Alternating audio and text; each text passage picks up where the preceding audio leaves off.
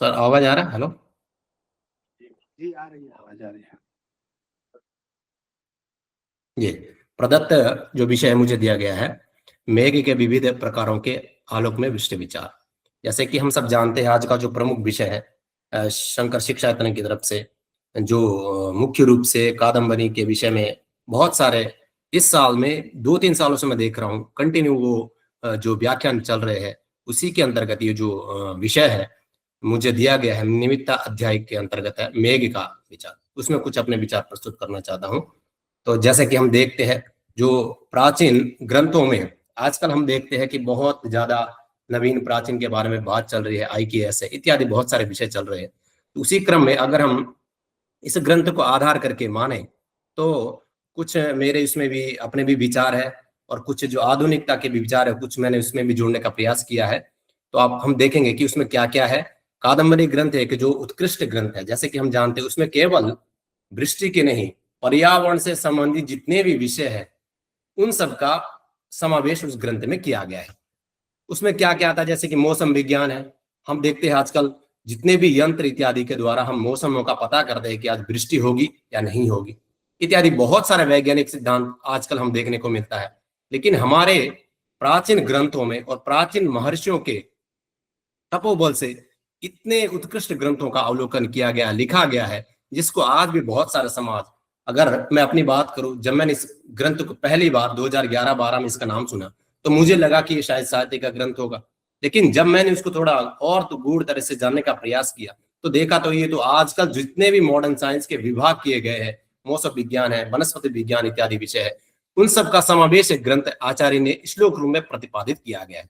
और मुख्य रूप से इस ग्रंथ की जो यहाँ पे श्रृंखला चल रही है, हम देखते हैं कि प्रति महीने के जो अंतिम में जो इसकी व्याख्यान चलता है उसमें अनेकों वक्ताओं के द्वारा इस ग्रंथ के बहुत सारे उदाहरण दिए जाते हैं, ऐसा भी हम देखने को मिलता है।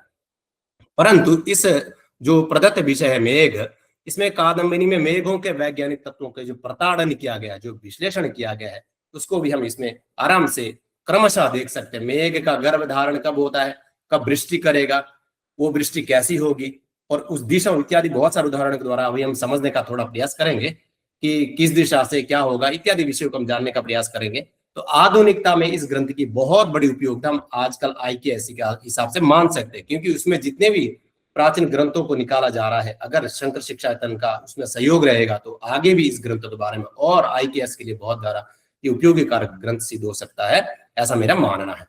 जैसे कि आधुनिक विज्ञान के साथ साथ इसकी तुलना हम इसीलिए अभी नहीं करना चाहते हैं क्योंकि जो आधुनिक विज्ञान है पूरे यंत्र इत्यादि द्वारा उसका साधन के द्वारा देखते हैं कि कैसे किस यंत्र के द्वारा हम वायु का पता करते हैं इत्यादि। लेकिन इस ग्रंथ में आचार्यों ने जो हमारे वास्तुशास्त्र के जो प्रयोग है, जैसे कि शकुन शास्त्र इत्यादि के द्वारा उसमें प्रमुख रूप से बताया गया है। जैसे कि हम प्राचीन ग्रंथों में केवल और केवल इस ग्रंथ का नहीं, बहुत सारे इस ग्रंथ में विवेचन किया गया, बहुत सारे विषय है। जैसे कि प्राचीन भारतीय ग्रंथों में विज्ञान और आध्यात्मिक का यह अनूठा संगम मिलता है। जैसे कि मैंने कुछ सुबह जो प्रवक्ताओं के द्वारा बताया गया था कि चातुर्मास इत्यादि का वर्णन हमने रामायण इत्यादि में सुना है, सभी लोग जानते हैं। लेकिन इस ग्रंथ में बताते हैं जब भी वर्षा होती है तो वो किन के लिए अच्छी होती है और किन लोगों के लिए अच्छी नहीं होती है, किन लोगों को इस समय पे क्या करना चाहिए, क्या नहीं करना चाहिए इत्यादि बहुत सारे उदाहरण हम इस प्राकृतिक घटना जो इसमें बताई गई है उनके द्वारा भी हम इसमें देख सकते हैं। कादम्बिनी यह एक प्राकृतिक घटनाओं, विशेष रूप से बादलों, मौसमों से संबंधित गहन वैज्ञानिक अवलोकन का एक समाहित करती है। जैसे कि मैंने अभी पूर्व में बताया था, इस ग्रंथ में केवल मौसम और बादलों के विषय में भी नहीं है, मास में, किस महीने में कैसा बादल, किस दिशा में कैसे रंग का बादल, कहां पे वृष्टि करेगा इत्यादि बहुत गूढ़ तरह से इस ग्रंथ में अवलोकन किया गया, बताया गया आचार्य के द्वारा। यह हमें प्राचीन भारत में प्रकृति के प्रति गहन समझ की एक झलक प्रदान करती है। जैसे कि हम जानते हैं प्राचीन काल में यंत्र इत्यादि के द्वारा महर्षियों ने कितना गहन अध्ययन किया था, वो भी इस ग्रंथ में आचार्य ने प्रतिपादित किया गया है। और मुख्य रूप से आगे हम इसके लक्षणों के बारे में जानने का प्रयास करेंगे। तो आप देख सकते हैं जो आज का जो प्रमुख विषय है, प्रदत्त विषय मुझे मेघ, तो मेघ हमारे समाज में क्या चलता है कि बादल आ गए तो उसको बोल देते कि बादल आ गए, लेकिन ऐसा नहीं, ग्रंथ में ग्रंथकार ने उसके अलग अलग नामों से डिफाइंड किया गया है। तो मेघ बनता कैसे है ये भी हमारे जो अगर हम वेदांत इत्यादि के द्वारा में देखें तो उसमें भी उसके कई प्रकार के, कोई भी चीज अगर बनती है उसके पीछे कितने कारण होते हैं। तो यहाँ पे आचार्य ने क्या लिखा है, धूमाग्नि मरुबंधु नाम संघातो मेघ उच्यते, अर्थात कादम्बिनी ग्रंथ के निमित्त नामक अध्याय के मेघ नामक वर्णन में 39वां श्लोक है, आप देख सकते हैं। तो जो मेघ बनता है, मेघ अर्थात उसके बाद फिर वृष्टि करता है, तो किन किन चीजों से बनता है वो यहाँ पे लिखा हो गया है। धूम अर्थात धूम के द्वारा, धूम, अग्नि और वायु, इन तीनों का जो सम्मिश्रण है वही मेघ है। उसको हम और भी तरह से जानने का प्रयास करते हैं, वो मेघ कैसे होता है और सभी को हम क्या मेघ मान ले। तो यहाँ पे आचार्य ने अगले वाले ही उसी श्लोक के अंतिम पाद में बताया गया है, मेघ स्थिति चतुर्विधा, वो मेघ की 4 तरह की स्थिति होती है। तो कौन कौन सी होती है, तो एक होता है अभ्रह, दूसरा होता है बादल, जिसको हम हमारे समाज में अभी जो सामान्य सामाजिक लोग हैं वो उसको केवल जो आकाश में विद्यमान हमें बादल दिखते हैं उनको बादल ही कहते हैं, लेकिन उसकी अलग अलग स्थिति आचार्य ने बताई है। तो क्या कहते हैं, अभ्रह, अभ्र नामक बादल, फिर उसका ये दूसरा नाम बादल, फिर घन और घटा, ये उसकी आकृति है। 4 मुख्य रूप से उसका स्थिति, वो जब मेघ बनता है वर्षा से पहले जो इसकी स्थिति बनती है वो इस तरह से बन सकती है, और उसके 4 नाम आचार्यों ने यहाँ पे प्रतिपादित किए गए हैं। उसी रूप में आकृतियां जब हम देखते हैं मेघ की, तो किसको हम बादल कहें, किसको हम अभ्र कहें, किसको हम घटा कहें और किसको हम घन कहें, ये भी हमारे सामने एक चुनौती है, क्योंकि हम सब विद्यार्थी है, छात्र है, सब जिज्ञासु है, जानना चाहते हैं कि अभ्र किसे कहेंगे, बादल किसे कहेंगे और घन क्या है, घटा है। क्योंकि सभी लोगों के, जहां तक मुझे लगता है कि जो हम सब नए लोग हैं, हमारे लिए नए, बिल्कुल नए शब्द है। हम एक चीज जानते हैं, केवल बादल। तो आकाश में जो, तो यहाँ कहते हैं अभ्रह, आचार्य कहते हैं अभ्रह नभः प्रसारित स्यात् घन खंडम च बार्दलम, घनस्तु प्रसृता खंडा अखंडा प्रसृता घनाः घटाः। अर्थात आकाश में जो विद्यमान, जो हमें सामान्य भाषा में हम बादल कहते हैं, वो जब एक समान प्रसारित होते हुए हमें दिखते हैं, तो आचार्य ने उसको अभ्र नामक संज्ञा दी है। अगर आकाश में वही बादल टुकड़ों टुकड़ों में अलग अलग स्थानों पे अगर हमें देखने को मिल रहे हैं, तो आचार्य ने उसकी संज्ञा बादल दी गई है। खंडों में ना होकर, और खंड है लेकिन अलग अलग जगहों पे, जैसे आप पूरब की ओर देख रहे तो वहां अलग खंड दिख रहे, पश्चिम में इत्यादि, चारों दिशाओं में किसी भी आपकी नजर जा रही है, वहां पर अगर खंड खंडों में अगर फैले हुए है तो उसको घन कहते हैं। खंड खंड ना होकर एकत्रित अगर हमें दिखाई देते हैं तो उसको घटा कहते हैं, ऐसा आचार्य का मत है। उसके कुछ चित्र भी मैंने यहाँ पे लिए हैं, आप देख सकते हैं इन चित्रों के द्वारा भी। अगर हम प्रतिदिन आकाश का अवलोकन करें तो हमें इस तरह से आकृतियां बहुत सारी है, लेकिन आचार्य ने जैसा ग्रंथ में लिखा हुआ है उसी तरह से हमने यहाँ पे कुछ चित्र की, अर्थात उन आकृतियों को देखने का भी प्रयास किया है, और कुछ अपने आप भी कुछ मैंने अपने कैमरों से उनको कैचअप किया है कि ये ऐसे दिखते हैं, तो क्या इसका नाम ग्रंथ में ऐसा कहते हैं। जो मैंने अभी 4 आपको प्रकार बताए उनकी मैंने यहाँ पे आकृतियां ली गई है, आप चाहे तो उसको देख सकते हैं। अब जो आकार है, आकार के रूप में जो हमने इन आकृतियों को देखा, जो मेघ के जो हमें देखने को मिले कि ये इस तरह का मेघ है, क्या ये वर्षा करेगा, तो आचार्य के द्वारा क्या कहते हैं, मेघ के द्वारा वृष्टि के भी 6 लक्षण बताए गए। जैसे कि हमने शुरू में ही बताया था कि हम कहते हैं कि बादल आ गए तो वृष्टि करेगा, लेकिन ऐसा नहीं है। आचार्य का कथन है, अतिवातम च निर्वातम अत्युष्णम अतिशीतलम अत्यभ्रम च निरभ्रम च षड्विधम मेघ लक्षण। मेघ जब भी आता है, जो हमने जैसे पीछे आकृतियां देखी थी, अगर वो अधिक पवन उस वक्त चल रहा है तो वो वृष्टि का लक्षण है, और पवन अगर बिल्कुल भी नहीं चल रहा है, जैसे उमस जैसी हो जाती है, बहुत समय हम सबको देखने को मिलता है, पर्यावरण में ऐसा हमें देखने को मिलता है, बिल्कुल हवा नहीं चल रही है, एकदम गर्म सा हो गया है, बिल्कुल वायु का न चलना भी ये वृष्टि का ही लक्षण है। उसके द्वारा, उस प्रकृति के द्वारा एक मेघ का आना होता है, और वही मेघ उस वक्त वर्षा करते हैं। और वातावरण अगर बहुत ज्यादा गर्म हो गया है, जैसे कि हम देखते हैं एकदम एक दिन में बढ़िया मौसम था कल, आज बिल्कुल गर्म सा हो गया है, अगर ऐसी स्थिति बन रही है तभी हमें, हमारे शास्त्रकारों ने कह रखा है कि वो भी एक वृष्टि का लक्षण है, अर्थात वो मेघ आने के बाद वहां पे जरूर उस समय पे वृष्टि हो सकता है, ऐसा आचार्य का वचन है। और अधिक ठंड होना, एकदम से आज गर्म है कल एकदम से ठंड हो जाना, ये भी एक वृष्टि का लक्षण आचार्यों ने बताया गया है। ग्रंथकार कहते हैं यहाँ पे अत्यभ्रम। और अगर अब्र मतलब बादल, जैसे कि वो उसकी जो आकृति है, अगर बहुत ज्यादा अब्र हमें देखने को मिल रहे हैं तो वो भी एक उस वृष्टि का एक लक्षण बताया गया है आचार्य के द्वारा। और आकाश अगर स्वच्छ है, बिल्कुल उसमें कोई बादल नहीं दिख रहा है, अब्र इत्यादि की स्थिति नहीं बन रही है, तो वो भी मेघ का एक लक्षण है, वृष्टि का एक लक्षण ही उसको भी बताया गया है। कुछ जैसे कि मैंने शुरू में बता दिया था कि केवल हम इसमें मेघ आएगा वृष्टि करेगा, वही आचार्य ने नहीं प्रतिपादित किया गया। यहाँ पे मेघ के वर्ण और किस दिशा में वो मेघ रहेगा, उसकी क्या स्थिति होगी, वो भी हम यहाँ पे देख सकते हैं। इस चित्र, इस स्लाइड के माध्यम से मैंने यहाँ पे कुछ जो नीचे ग्रंथ फुटनोट भी दिया गया है, 60 और 66 तक श्लोक में लिखा गया है। अगर मेघ का वर्ण है केसर के जल के समान नीला काला मेघ हमें देखने को मिलता है, और वही मेघ दक्षिण से अग्नि कोण की ओर जाता हुआ दिखाई देता है, तो अवश्य ही उसी स्थान पर वृष्टि होने का संकेत कहते हैं, ऐसा आचार्य का वचन है। और वही मेघ अगर नीला लाल पीला नीला होते हुए उत्तर की ओर जाता हुआ दिखता है, तो हमें सीधा सीधा सा कहना चाहिए और समझना चाहिए कि ये जो मेघ है अवश्य वृष्टि का कारण है, और अवश्य वृष्टि उस वक्त होती है। ऐसा हमें लोक समाज में भी दिखता है कि केवल ग्रंथकार नहीं, हमारे जो पूर्वज है, जो हमारे पूर्वज लोग है, वो भी ये कहते हैं कि अगर उत्तर की ओर जाता हुआ मेघ दिखे तो ये सीधा से ज्यादा संकेत यह है कि ये वृष्टि का कारण होता है।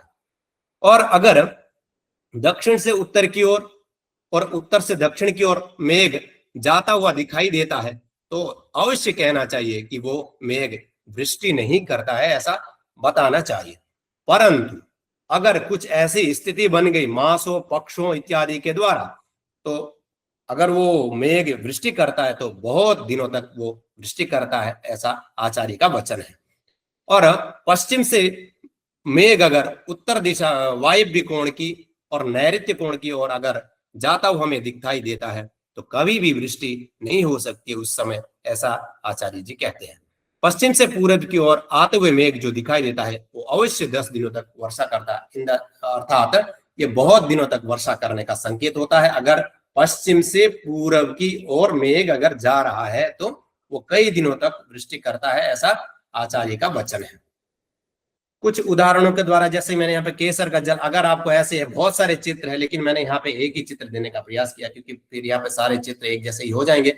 लेकिन मुख्य रूप से अगर यहाँ पे जो जल का जो मैंने अभी शुरू में बताया था, केसर के जल के समान अगर आपको ऐसा दिख रहा है तो अवश्य ही वहां पे वृष्टि का संकेत होगा, ऐसा कहना चाहिए। ये तो हमने कुछ दिशाओं के द्वारा, कुछ कलर के द्वारा वृष्टि होगा कि नहीं होगा, होगा तो कितने दिन तक होगा, अगर नहीं होगा तो उसका क्या लक्षण है, वो कुछ विषय हमने अभी जानने के, इन स्लाइडों के माध्यम से जानने का प्रयास किया। कुछ विशेष वस्तुएं, जैसे कि हमें बहुत सारे यहाँ पे इस जो ग्रंथ में जब मैंने पढ़ रहा था इसमें बहुत सारे, अर्थात जो नंदी के जैसा, भैंसे के जैसा इत्यादि, उन सबको मैंने यहाँ पे कुछ लेने का प्रयास किया है उन चित्रों के माध्यम से। लेकिन कुछ कुछ विषय को मैं यहाँ पे दिखाने का प्रयास करूंगा, आप इसमें देख सकते हैं। तुल पुंजानि भामेगा वायुत्तरयो यदि वेगादायते नूनम यामिष्टो वसु वर्षति।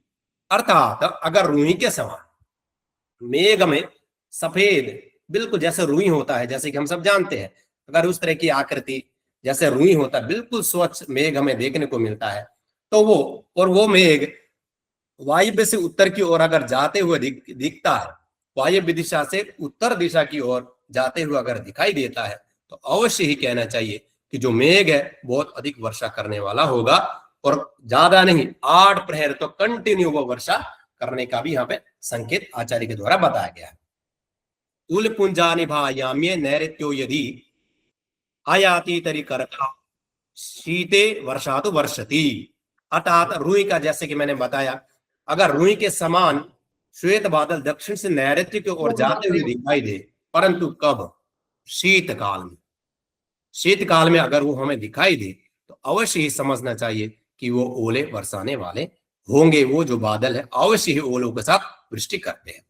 दूसरा है तमाल अंजनीलाब्जा प्रभा मौक्तिक रोप्यभाः गर्भे जलचराकारा वारिदा बहु वारिदाः।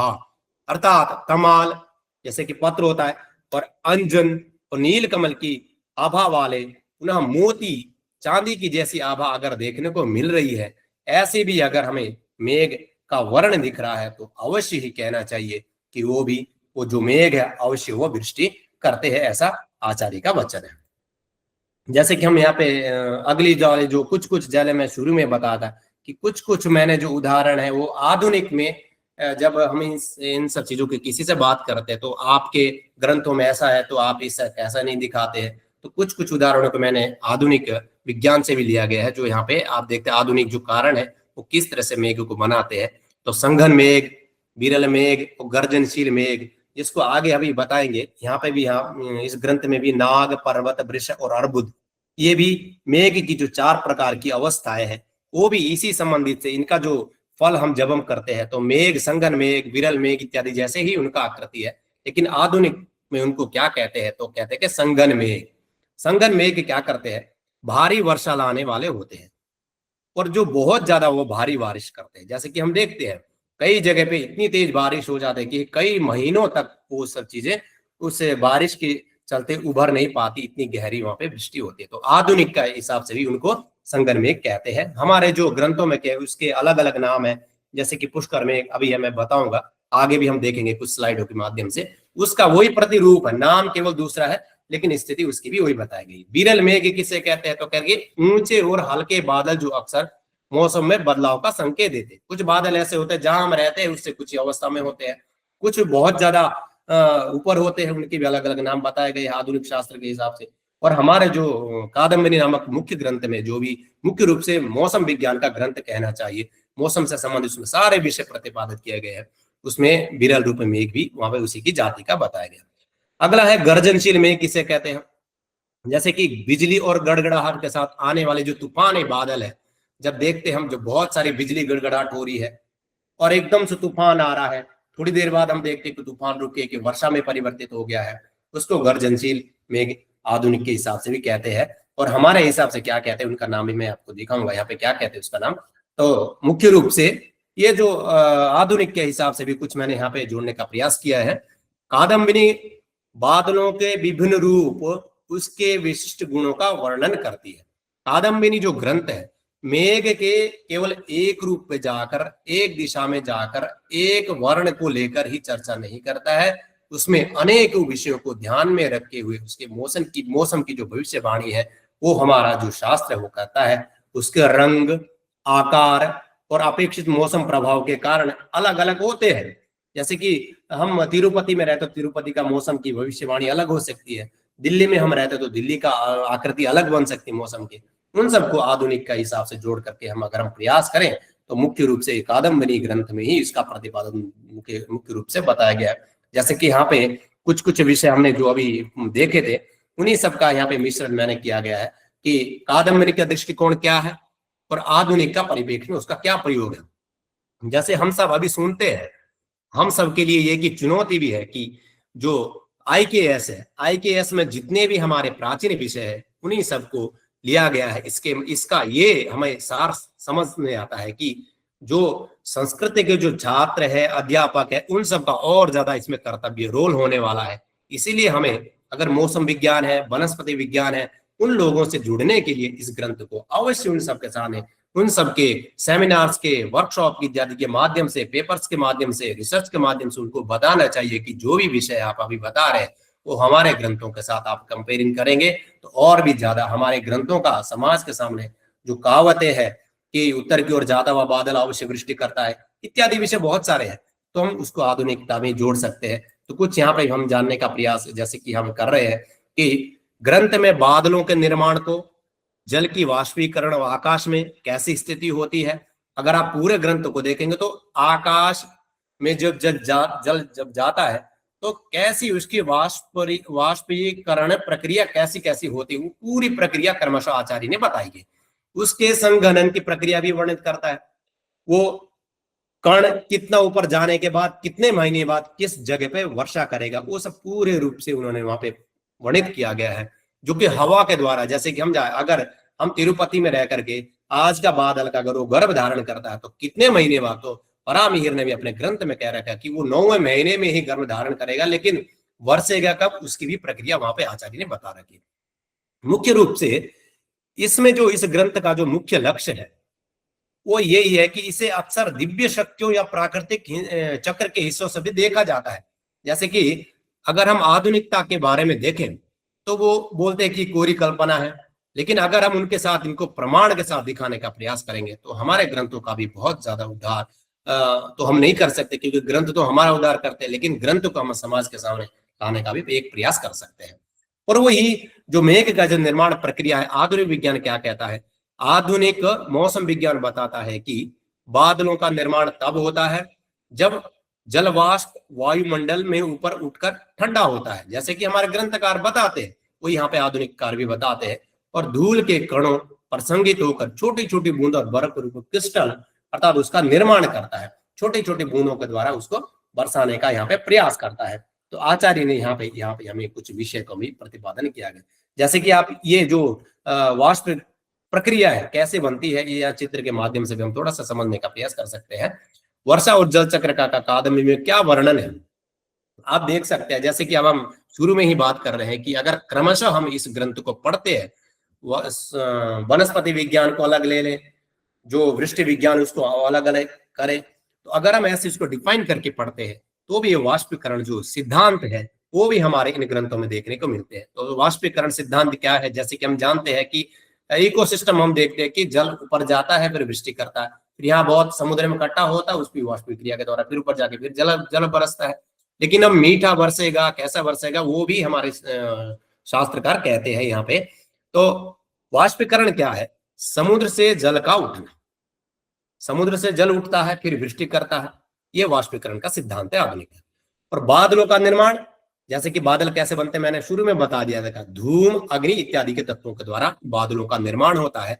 और वर्षा, फिर जब बादल वो बन जाता है तो उसके द्वारा वो क्या होता है, फिर वर्षा करता है। लेकिन वर्षा का भी मैंने अभी बताया था कि वो कैसे वर्षा करेगा और किस किस क्षेत्र में क्या क्या करेगा इत्यादि विषय में कुछ पूर्व व्याख्यानों भी हमने सुने थे। और जो कंटिन्यू यहाँ पे अभी व्याख्यान चल रहा है सुबह से हम देख रहे हैं, उसमें भी कुछ आचार्यों ने बताया था कि वर्षा कैसी होती है, कैसे बूंद की होगी, तो वही वर्षा के प्रकार यहाँ पे बताए गए हैं। पृथ्वी पर जीवन देने वाले बूंद, जैसे कि अगर हम पानी ना हो तो ये पृथ्वी या कुछ भी नहीं संभव है, इसीलिए वर्षा का वाष्प क्रिया होती है। और नदियों में फिर जब वो एक जगह इकट्ठा हो जाता है बूंद के रूप में, फिर नदियों में, फिर नदियों से समुद्र की ओर बढ़ता है, ऐसा यहाँ पे आचार्य जी बताते हैं। तो हमारे जो मुख्य रूप से कादम्बिनी में वर्षा को बादलों से निकलने वाले जल के रूप में दर्शाया गया है। जैसे कि हम सब जानते हैं जो पृथ्वी को जीवन प्रदान करता है, अगर वर्षा ही नहीं होगी तो हमारे किसान है, कोई भी किसान नहीं, केवल हम सब, कोई भी जीवित नहीं रह सकता अगर वर्षा नहीं होगी। तो उसका जो संतुलन है कैसा चलता है, कैसी उसकी वाष्पिक प्रक्रिया होगी, कब उसको क्या करना चाहिए, किस महीने में, जैसे अभी पूर्व वक्ता के द्वारा सुना गया था रोहिणी योग, तो रोहिणी योग इत्यादि के बारे में बहुत ग्रंथों में चर्चा हमें देखने को मिलती है। यही विवरण स्पष्ट रूप में जल चक्र के प्रारंभिक अवलोकन को हमें दर्शाता है। जैसे कि वाष्पीकरण होता है, फिर बादल बनता है, बादल से वो वर्षा होता है, वर्षा से वो फिर नदी इत्यादि द्वारा हम सब तक पहुंचता है। पृथ्वी से जल का ऊपर उठना, बादलों का निर्माण होना, फिर वर्षा के रूप में वापस आना, ये सब जितनी भी प्रक्रिया है ये सब हमारे वाष्प क्रिया के द्वारा होती है। और हमारे ग्रंथों में भी वास्तुकार, जैसे कि हम सब उसी के विद्यार्थी है, वास्तु में भी जितने भी ग्रंथ बताए गए हैं सभी में मुख्य रूप से वर्षा का, वृष्टि इत्यादि का विधान बताया गया है, कैसे कैसे होता है। आधुनिक लोग भी उसी को उसको मानते हैं। कुछ जैसे कि मैंने शुरू में बताया था, उसकी जो मेघ की जो प्रक्रिया है अलग अलग होती है, तो आप यहाँ पे देख सकते हैं पुष्करा वर्तमान, वहां पे हम मेघदूत इत्यादि में पढ़ते हैं। तो मेघों की जाति और उसका प्रभाव क्या होता है, तो पुष्कर नामक, जो तो यहाँ लिखा हुआ पुष्करावर्त संवर्ता द्रोणासुर मेघ जातया, ये जो कादम्बिनी नामक ग्रंथकार कहते हैं कि मेघ की मुख्य रूप से 4 प्रकार की जाति है। जाति इन द सेंस कि वो कैसे रूप में जब वृष्टि करेगा तो उसका परिणाम क्या क्या होगा। तो पुष्कर नामक जाति का जो मेघ है वो प्रचंड वर्षा, जैसे मैंने अभी पूर्व स्लाइड में आपको बताया था कि वो उसी से संबंधित नाम है, लेकिन उसका नाम दूसरा रखा गया। प्रचंड वर्षा और तूफान का आना और अधिक जो बाढ़ का जो कारण होता है वो पुष्कर नामक जाति होती मेघ की, वो उस चीज को प्रक्रिया को बढ़ाता है। आवर्तक नामक जाति क्या करती है, मेघ की अधिक बाढ़ का जो कारण बनती है। जैसा कि नाम से भी हमें सबको विदित है कि आवर्तक बहुत तेजी से वो बाढ़ इत्यादि का कारण भी बनता है। ऐसा आवर्तक नामक जो मेघ है वो जाति बताया गया। संवर्तक विश्व के विनाशक बादल, विश्व में होने वाले प्रलय इत्यादि का जो कारण बनता है वो संवर्तक नामक है। जैसे कि प्रलय कारक, जब प्रलय होने वाला होगा, जैसे कि हम ग्रंथों में पढ़ेगा कि जब ये सृष्टि समाप्ति की ओर जाएगी तो 100 वर्ष तक कंटिन्यू बारिश रहेगी, तो वो जो बारिश उस वक्त होगी वो भी संवर्तक नामक मेघ की जाति के द्वारा बारिश की जाएगी और वही उसका मुख्य रूप से प्रदर्शन भी हम सबको जो उस वक्त रहेंगे, हो सकता है कुछ जैसे कि हमारा पुनराजन्म का वो सिद्धांत है, वहां पे देख सकते हैं, उस विषय में नहीं जाएंगे। और द्रोण नामक जाति है मध्यम वर्षा करने वाली, जिसके द्वारा जैसे कि अभी श्रावण मास है, अगर जिस क्षेत्र में जिस चीज की जरूरत है किसानों को, वहां पे रहने वाली प्रजाजन को, अगर वहां पे वो मध्यम वृष्टि करते हैं तो वो द्रोण नामक जाति का जो मेघ होता है वो होता है। कादम्बनी में बादलों को उसकी वर्षा प्रकृति के आधार पर वर्गीकृत किया गया है। कादम्बिनी नामक ग्रंथ में मुख्य रूप से बादलों की जो वर्षा की क्षमता कितनी होगी, आज तो हम नापते हैं, लेकिन उस वक्त भी हमारे आचार्यों ने नापने की प्रक्रिया बताई थी कि पुष्कर आएगा, पुष्कर मेघ के द्वारा अगर बारिश होगी तो कितनी होगी, द्रोण द्वारा होगी तो कितनी होगी, संवर्तक के द्वारा होगी तो कितनी होगी, आवर्तक के द्वारा कितनी होगी, वो सब जितनी भी प्रक्रिया थी वो आचार्यों ने हमें, ग्रंथकार ने हमें यहाँ पे हमारे सामने प्रस्तुत किया गया है। और यही वर्गीकरण बादलों के व्यवहार, उनके पारिस्थितिक प्रभाव इत्यादि का जो गहन हम अध्ययन करते हैं, वही हमारे इन मुख्य रूप से आज का जो विषय था हमारा, उसी में भी कुछ कुछ रूप मैंने आधुनिक सभी उनका क्या प्रयोजन है, कैसे हमें देखने को मिलते हैं, तो आप इस स्लाइड के माध्यम से भी देख सकते हैं। कादम्बिनी में गर्जन और बिजली को अक्सर इंद्रदेव की रथ की गर्जना, उनके वज्र के प्रहार के रूप में वर्णित किया गया है। जब हम पूरे ग्रंथ को पढ़ेंगे हमारा जो निष्कर्ष निकलेगा, तो कहते हैं कि जो इंद्र की जो रथ की जो गर्जना है जब वो होती है तो ही वहां पे बिजली का भी गर्जन होता है, ऐसा बताते हैं। यह प्राकृतिक घटनाओं को समझने और उन्हें एक सांस्कृतिक संदर्भ देने का एक तरीका है, क्योंकि हम जो भारतीय है हम लोग अधिकतर इस चीज को मानते हैं ये कुछ ना कुछ ईश्वर की कृपा से या फिर ईश्वर की वजह से या फिर जो हमारे शकुन इत्यादि के द्वारा जितने भी यहाँ पे देखने को मिल रही है प्रक्रिया, वो भी हमें यहाँ पे देखने को मिलती है, ऐसा हमारे इसीलिए कहते हैं कि अक्सर इंद्र की रथ की गर्जना के कारण जो बिजली कड़कती है वो भी यहाँ पे कारण बताया गया। गर्जना मेघों के भीतर वायु के तीव्र संघर्षण से उत्पन्न ध्वनि। गर्जना किसे कहता है, जब मेघ आपस में टकराते हैं, ऐसा हमारा सिद्धांत है। कहते हैं कि अगर जो दो मेघ, एक पूरब से आ रहा है एक उत्तर से आ रहा है, अगर आपस में टकरा रहे तो उसकी जो घर्षण होगी, जो आवाज होती है, उसको ही गर्जना कहते हैं। बिजली बादलों के बीच या बादलों के धरती के बीच विद्युत आवेश का निर्वहन करती है। जैसे कि जो विद्युतीकरण, जब एकदम से बिजली कड़कती है तो बादलों और धरती के बीच जो संघर्षण का जो विद्युत जो हम सिद्धांत देते हैं, विद्युत का जो सिद्धांत है, उसके द्वारा ही इन दोनों के बीच में वो उसका जो प्रतिरूप होता है वो बिजली कहते हैं, ऐसा बताते हैं। आधुनिक विज्ञान विद्युत आवेशों के असंतुलन और वायु के तेज से फैलने या सिकुड़ने में बिजली गर्जन की घटना की व्याख्यान करता है। इसीलिए हमारे घरों में देखेंगे होगा, अपने घरों के ऊपर एक बिजली रोध यंत्र लगाया जाता है कि अगर बिजली गिर रही तो साक्षात आपके घर पे ना गिरे। तो ये क्योंकि धरती का और बादलों का आपस में संबंध होने से वो भी एक प्रक्रिया बनती है। इस सब चीज को हम क्रमशः यहाँ पे देख सकते हैं। कुछ और भी जैसे कि वैज्ञानिक, इसके वैज्ञानिक तत्व क्या है और आधुनिक मूल्यांकन क्या हो सकता है इसका, तो सूक्ष्म अवलोकन हम करेंगे। तो प्राचीन ऋषियों कवियों ने उपलब्ध सीमित साधनों के बावजूद प्रकृति का जो अत्यंत सूक्ष्म अवलोकन किया है उसको हम आधुनिक भाषा में सूक्ष्म अवलोकन कह सकते हैं। जल चक्र की समझ, जैसे कि मैंने अभी बताया था कि जल चक्र क्या है, वो नदी में इकट्ठा होता है, समुद्र तक जाता है, समुद्र में उस वाष्प प्रक्रिया के द्वारा फिर वर्षा का साधन बनता है, तो उसी को जल प्रक्रिया जल चक्र ही कहते हैं। जल चक्र और बादल निर्माण का जो बुनियादी प्रक्रिया है उसकी भी एक गहरी समझ हमें जानना चाहिए कि हमारे ग्रंथों में वो क्या कहाँ पे क्या क्या बताया गया है। इन सबको हम आराम से जान सकते हैं इस ग्रंथ के द्वारा। और मेघों का वर्गीकरण, जैसे कि मैंने बताया, मेघ की अलग अलग जातियां, मेघों के अलग अलग ठहराव, आकाश में दिखने वाले वो मेघ के स्वरूप, किस स्वरूप का मेघ होगा तो कहाँ पे वृष्टि करेगा, किस स्वरूप का किस दिशा से आता हुआ मेघ वृष्टि करेगा, किस रंग का मेघ कब वृष्टि करेगा, इत्यादि स्वादन भी हम इसका मूल्यांकन कर सकते हैं, देख सकते हैं। कादम्बनी में वर्णित वैज्ञानिक तत्व आधुनिक विज्ञान की तरह अनुभवजन्य डाटा और गणितीय मॉडलों पर आधारित नहीं है। ये हम सब के लिए एक प्रश्नकालिक चिन्ह, जैसे कि पूर्व वक्ता भी बता रहे थे कि हमें जो रिसर्च करना है उसको एक डेटा कलेक्शन करना हो कि अगर हमें चैत्र मास से प्रारंभ करते हैं तो अगले चैत्र मास तक एक वर्ष तक जो हमारे पास डेटा है कि वहां पे ऐसा आकृति बना था तो जल हुआ था, वृष्टि हुई थी, और अगर ऐसा स्थिति हुए थे तो वहां पे ये हुआ था, प्राकृतिक घटना हुई थी। इस तरह का जब तक हम डाटा कलेक्शन नहीं करेंगे तो हमारे ग्रंथों का भी जो अध्ययन है वो ग्रंथों में ही रह जाएगा। उसको आधुनिक विज्ञान से हमें उनको एक डेटा देना है कि ऐसी ऐसी स्थिति हमारे ग्रंथों में बताई गई है। फिर भी प्राकृतिक घटनाओं का गहन अवलोकन और समझ को दर्शाता है। जैसे कि मैंने बताया शुरू में, जो इसकी प्राकृतिक घटना है उस सब के द्वारा ही हमारे आचार्यों ने इसका अवलोकन किया था कि वो कई महीनों, सालों, हजारों वर्षों तक तपस्या तक एक ग्रंथ लिखते थे कि हाँ हमने इस महीने में ये अवलोकन किया। इन सब चीज का जो समझ है वो भी हम इस ग्रंथ के द्वारा माध्यम से जान सकते हैं।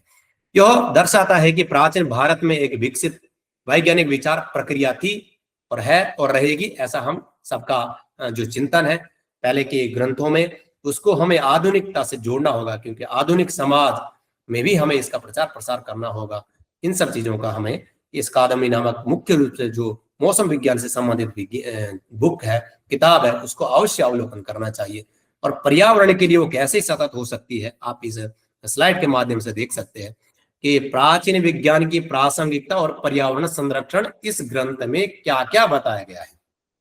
जैसे कि देखते हैं, कादम्बनी ग्रंथ प्रकृति के प्रकृति के साथ सामंजस्य बिठाने में भी बहुत हमारा योगदान हमें देखने को मिलता है। उस ग्रंथकार जो मधुसूदन ओझा जी का इतना विशाल चिंतन है कि अगर हम उनको जीवनी को पढ़े तो बहुत विशाल है, लेकिन ग्रंथ को उन्होंने कैसे हम सबके सामने प्रस्तुत किया है वो आप सब जानते हैं, हम सब जानते हैं कि कितना उसमें समय लगता है। मौसम विज्ञान से संबंधित विषय क्या है, प्राकृतिक से क्या है, लेकिन यहाँ पे कादम्बिनी जैसे ग्रंथ में प्रकृति के साथ सामंजस्य बिठाने और उसके चक्र को समझने पर जोर दिया गया है। जैसे कि हमने अभी कुछ जानने का प्रयास किया, का दृष्टिकोण आज के पर्यावरण संकट में विशेष रूप से प्रासंगिक है। जैसे कि अभी पूर्व सत्रों में भी हमें सुनने को मिला कि जब तक हम उसको आधुनिकता से, आधुनिक समाज के सामने नहीं प्रस्तुत करेंगे, समाज उसको जानने से अछूत रह जाएगा। इसीलिए हमें इन ग्रंथों को आधुनिक विषयों में, आधुनिक विद्यालयों में, आधुनिक छात्रों से भी हमें उसको बताना पड़ेगा। तो आज का जो पर्यावरण का संकट है हम सबको देखने को मिलता है, दिल्ली जैसी जगह पे भी जहाँ पे कभी इतना अच्छा मौसम हुआ करता था, ये इतना अच्छा स्थिति वहां पे बनी हुई थी, क्योंकि महाभारत काल उसी के लिए लड़ाई हुआ। अंग्रेजों ने सबसे पहले दिल्ली को अटैक किया और जो मुस्लिम शासक थे उन्होंने भी अपने केंद्र दिल्ली को बनाया। इसका मतलब कुछ वहां पे था, इसीलिए सभी लोगों का वहां पे। लेकिन आज की स्थिति में हम देखना चाहते हैं, जानना चाहते हैं सभी लोग कि दिल्ली की कितनी खराब स्थिति वहां पे पर्यावरण के हिसाब से हो चुकी है। पूरा गर्मी, पूरा एकदम ठंड हो जाता है। ये सब पर्यावरण के लिए हमारा जो ग्रंथ है बहुत ही ज्यादा उपयोगी हो सकता है, ऐसा मेरा मानना है। प्रकृति का सम्मान भी इस ग्रंथ में बताया गया। कैसे? प्राचीन ज्ञान हमें प्रकृति को जीवंत इकाई के रूप में देखने और उसका सम्मान करने की प्रेरणा देता है।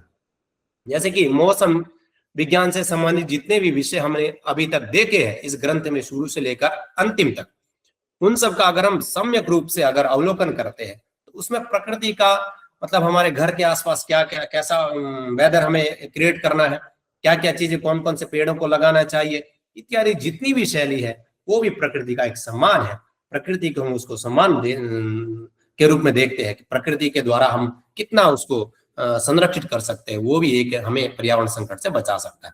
दूसरा है सतत जीवन शैली। जैसे कि सतत जीवन शैली का मतलब है हमारा जो पर्यावरण में ही पानी को भी हम मानते हैं, उसी का ये ग्रुप है। लेकिन हम क्या करते, अगर रास्ते से जा रहे कहीं पानी गिर रहा है तो हम लोग इस समाज में रहने वाले लोगों को ये नहीं कि उसको जाकर के बंद करें।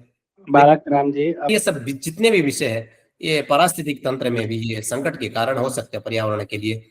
और अंतिम जो मेरा निष्कर्ष है वही यही है इस ग्रंथ में। कादम्बिनी ग्रंथ प्रकृति के वैज्ञानिक अवलोकन का एक दर्पण है, जैसे कि हमने भी जानने का भी प्रयास किया, जो हमें प्राचीन भारतीय ज्ञान की गहराई से परिचित कराती है तथा वैज्ञानिक आधार पर मेघों का, मौसम संबंधित वैज्ञानिक तत्वों का गहन अवलोकन करता है। ऐसा भी ये जो ग्रंथ बहुत अद्भुत उदाहरण हमारे सामने प्रस्तुत करता है। यह हमें सिखाता है कि प्राचीन भारत में प्रकृति के प्रति कितनी गहन और सूक्ष्म दृष्टि थी। इसका काल जयी योगदान न केवल प्राचीन काल में बल्कि आधुनिक विज्ञान और पर्यावरण संरक्षण की भी समझ है